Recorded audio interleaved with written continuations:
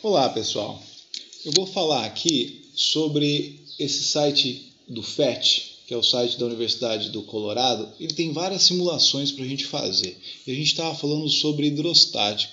Então seria legal aqui a gente usar essas simulações para ter uma ideia. Se você tiver a oportunidade, 5 minutinhos, eu vou deixar o link disponível para você acessar.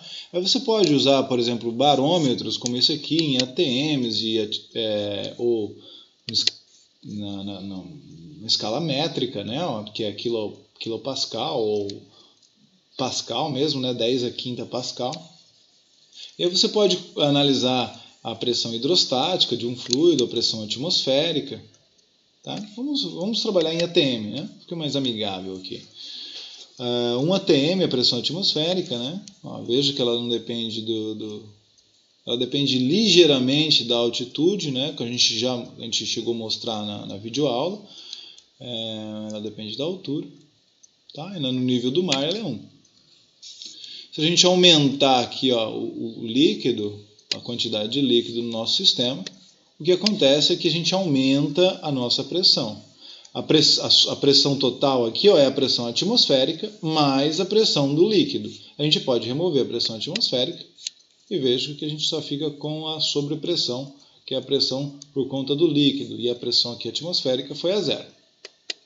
Se a gente ligar, ela fica 1 e ela deve ser correspondente aqui à altura. Então a gente pode inserir uma régua e medir.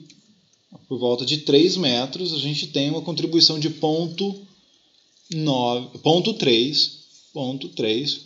aproximadamente 0,3 atm. E claro que se a gente for para um planeta onde a gravidade é maior, essa pressão deve aumentar, tanto a pressão atmosférica quanto a pressão em relação ao líquido, certo? O que não deve aumentar é se a gente aumentar a densidade do fluido, a pressão atmosférica não deve aumentar. Vou colocar aqui 9,8, o mais próximo. 9,8. A gente pode alterar, digitar aqui o valor que a gente quer. Então, se a gente alterar a massa, a densidade específica, né, a massa específica do líquido, a gente só vai mudar a pressão atmosférica, a pressão hidrostática. Veja que a gente colocou mel aqui, substituiu o líquido, água, por mel, e a gente aumentou simplesmente a pressão hidrostática. Tá? Se a gente substituir aqui, a gente tem a opção de mel, água e gasolina.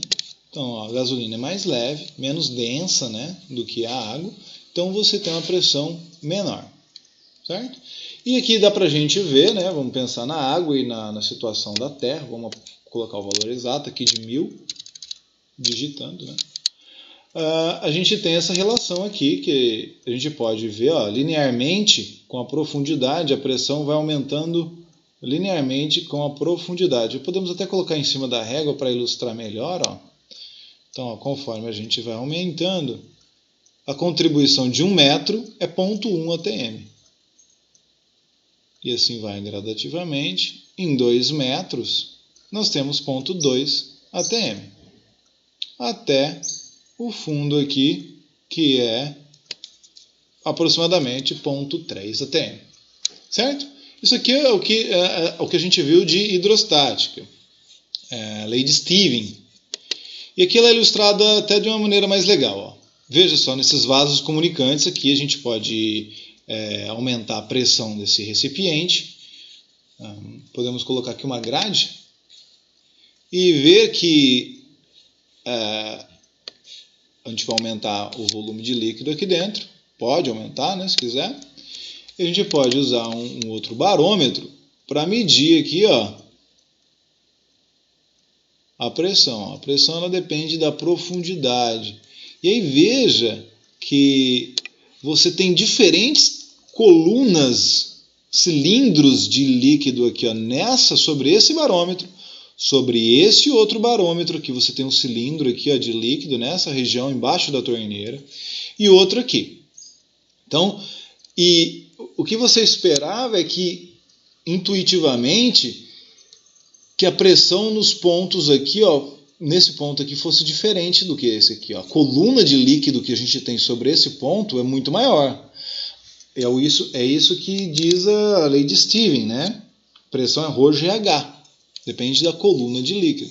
Só que Pascal mostra que a pressão é distribuída em todo o líquido. A gente vê nesse exemplo aqui, ó, dos vasos comunicantes, que a gente pode obter vantagens mecânicas de ter um recipiente com uma determinada área 1. E aí você vem e coloca um peso aqui, você pode distribuir a pressão e mudar.